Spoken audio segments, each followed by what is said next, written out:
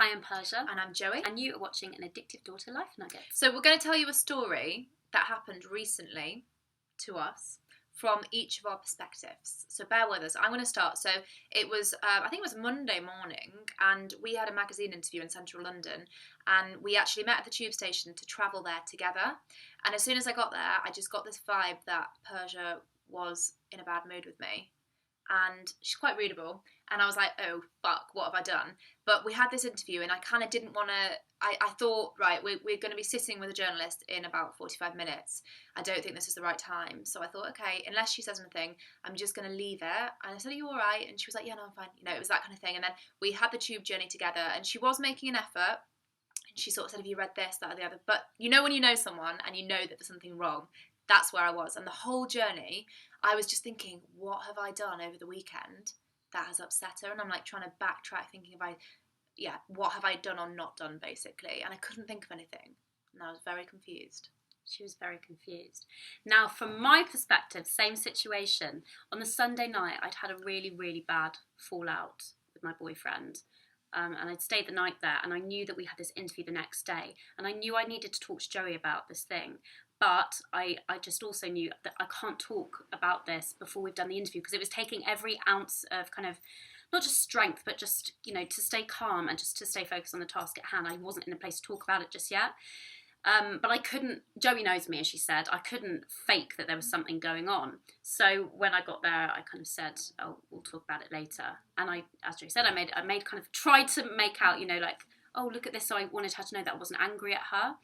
And then so she had like hours of like basically worrying that what the hell have I done? Yeah. And then at the end of it, you said, it said something like, okay, grumpy, tell me then. And I said, all right, grumble guts. Yeah, and I was like, what's going on? A horrible fight with my boyfriend. And I was like, oh, I'm so sorry to hear that, but bloody hell, I thought it was about me. Like, I thought you were angry at me. Yeah, and there's a really simple solution that did not even cross my mind that I could have done. The moral of today. If you're feeling blue, be kind and tell others it's not about you. Unless it is. And sometimes with us. Sometimes it is. It is. But a lot of the time, actually, it's not. It's either, you know, I've had a fight with someone, or I'm stressed over something else, and, you know, we've got a phone call about work or something, and I bring that energy in, or vice versa. Yeah. And I could just say, oh, sorry, I don't want to talk about it. I'm just feeling really stressed at the moment. It's not about you. Yeah. Oh my God, how much like stress and like energy would we save if we just by did that? calling it, by calling it.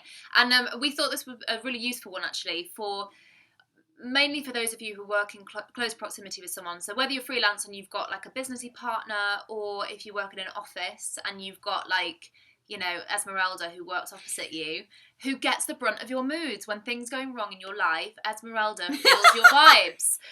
So tell Esmeralda, it's not about you. It's not about you. I'm just having a really bad morning. I think it's the best advice in the world. I do as well. Yeah. The to-do of today. So what we want you to do, speaking of Esmeralda, is to figure out who she is in your life. So is it someone that you work opposite?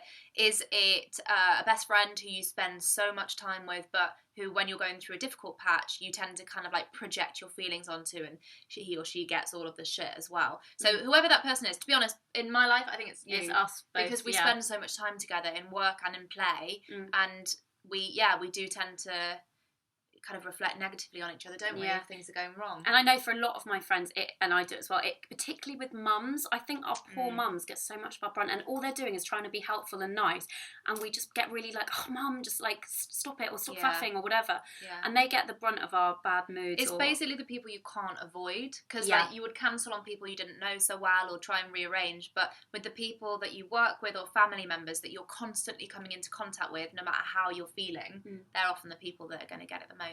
Exactly. So call it and just tell them it's not about you. I'm just having a really bad day today. Yeah, you don't need to say any more than that. So share with us in the comments below this video who that person is for you, just so you become conscious of it, and you can try really hard now, whenever you're in a bad mood, just say, I'm really sorry, in a bad mood, it's not about you. The end. Move on with your life. We hope you liked this life nugget. If you did, please do like it, subscribe to our YouTube channel, and share this with anyone you think it might help. Thanks for watching.